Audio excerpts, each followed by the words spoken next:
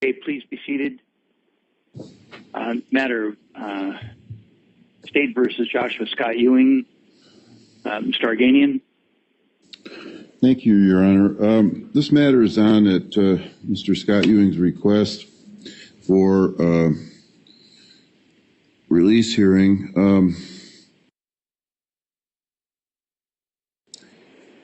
Previously, over a year ago, he, through his grandmother, posted the bond of $25,000. The bail was $250,000, and at the time he was on his second attorney, Mr. Geiger, and subsequently there was an issue where Mr. Scott Ewing did not appear for court, and he wants to address the court since he has particular knowledge of the facts there. But basically what he alleges occurred is that, you know, he had a court date, and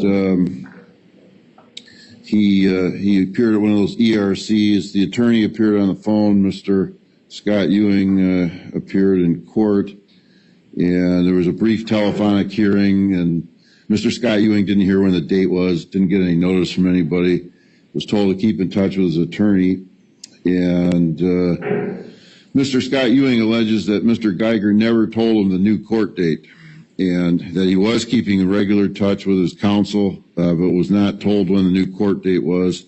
Apparently he missed it, and warrant ensued. He was subsequently arrested in early 2020, and the last attorney withdrew.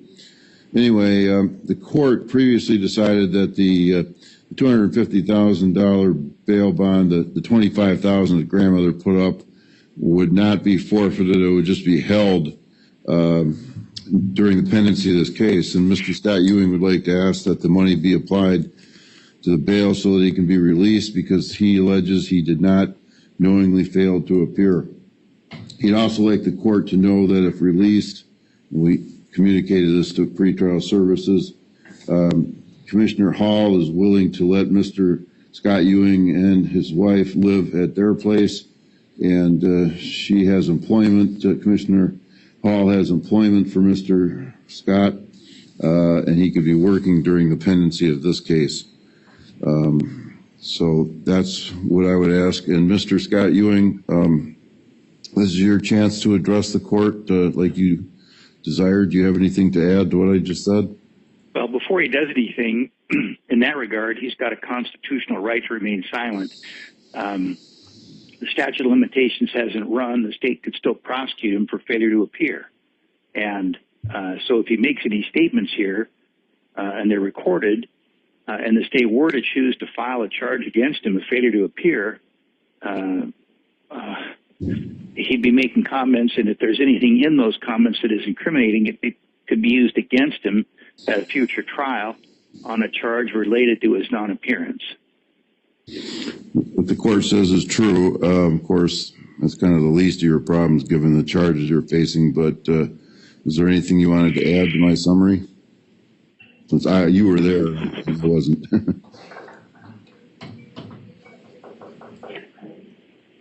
Mr. Scott Ewing? Did you hear what I just said? Did you hear what I just said to you, Mr. Scott Ewing? Okay, all right.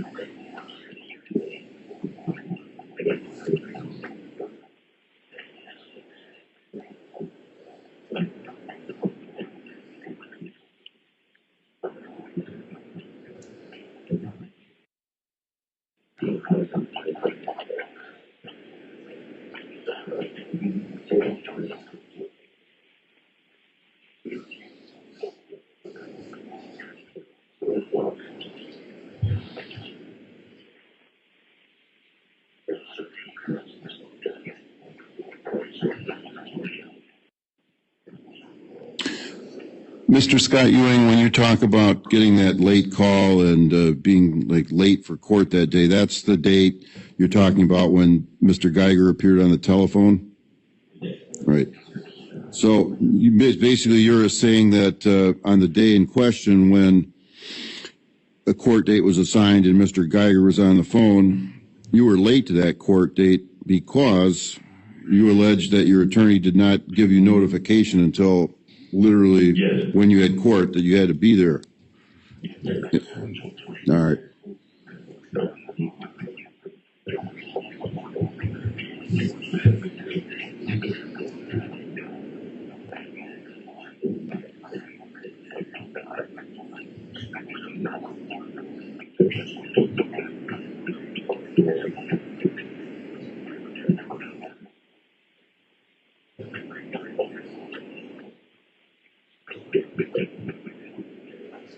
And Mr. Scott Ewing, as far as your absence from court after this warrant went out for the court date you missed, you were concentrating on fulfilling the other release condition, which was to continue to maintain your employment?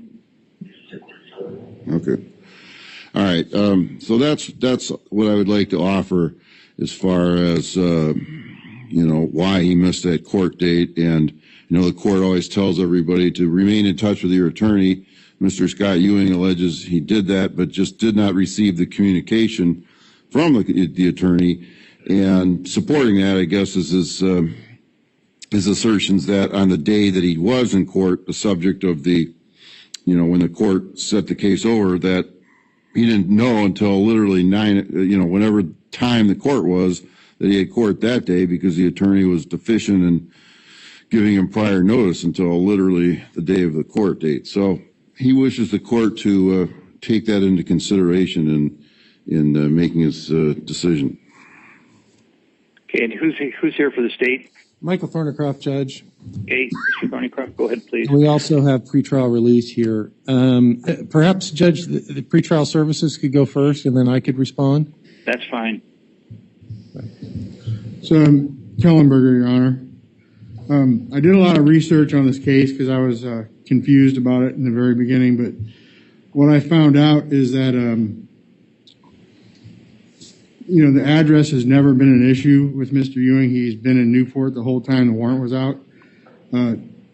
What kind of alarms me is that he was aware of the warrant for over 4 months and did nothing to rectify it. So that said, he scores high on our assessment. He's got 4 FTAs, 28 arrests. The only way that we would recommend a release, and again, it's not about the address, it would be with a GPS, restrictions that he not be allowed to leave Newport unless it was for an employment, and weekly check-ins with our office. And then, Judge, I think what the state finds concerning, that's why I wanted pretrial services to go first, is that several month time span. But the criminal history of the 27-28 arrest cycles, just scrolling through it, there's numerous probation violations, parole violations, failure to appears.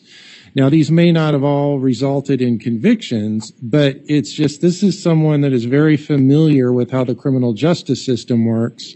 And it's concerning for the state that 4 months went by. That's why I wanted pretrial services to speak first. The state would ask for continued security if the court is inclined to let Mr. Scott Ewing out. I definitely think the weekly check-ins, the ankle monitor, the not leaving Newport, that those are imperative conditions that be imposed upon him. So that's all the state has. And, Your Honor, we would not have any objections to the conditions that Mr. Kellenberger proposed. Again, he pointed out keeping and maintaining employment, which is one of the conditions of release, was paramount with him. And, Commissioner Hall knows about his situation and is willing to not only let him live at her residence, but also to provide him employment, basically housekeeping, maintenance, and lawn care on her property. So he'd be more than willing to follow the conditions of pretrial services recommends. I'm not going to change the release decision that was made previously. In the security release agreement that was signed on August 15th last year, general conditions, I agree to appear and answer the charge in the court having jurisdiction on the date set forth above and thereafter as ordered / scheduled by the court until discharge. Now, he's charged with 2 very serious crimes,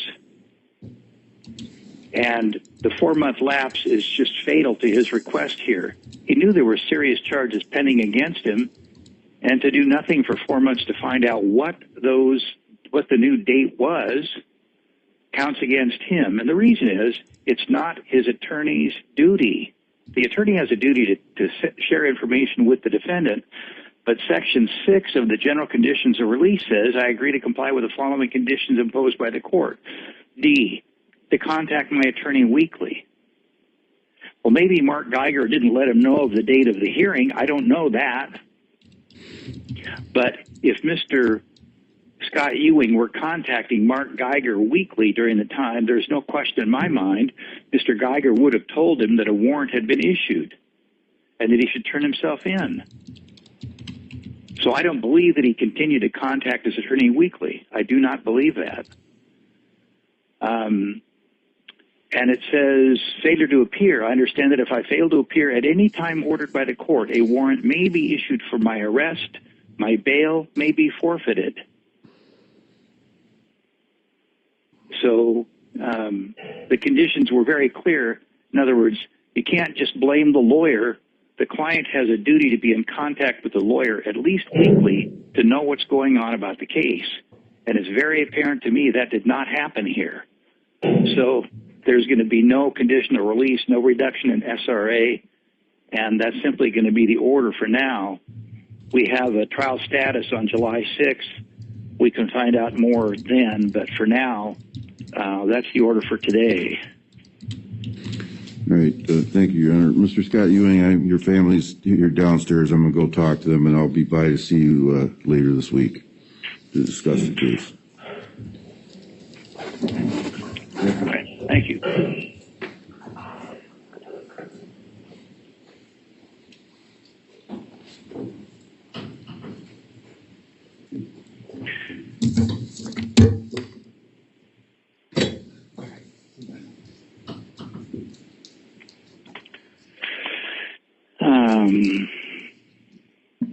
We don't have the other counsel yet, Judge. Okay. Are you Mr. Cochran? Yes, ma'am. Okay, let me sanitize right here and then you can have a seat. I just talked to my attorney and Oh, she she's said out she'll there? be right back, yes, ma'am. Oh, okay.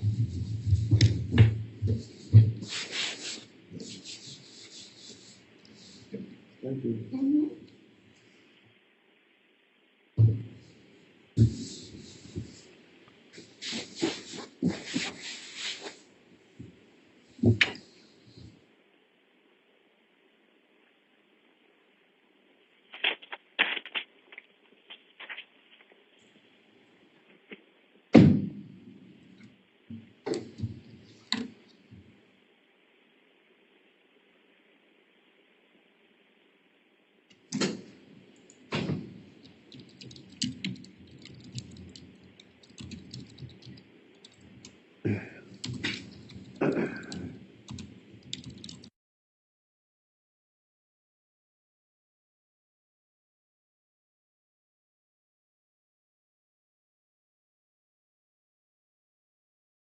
Mm-hmm.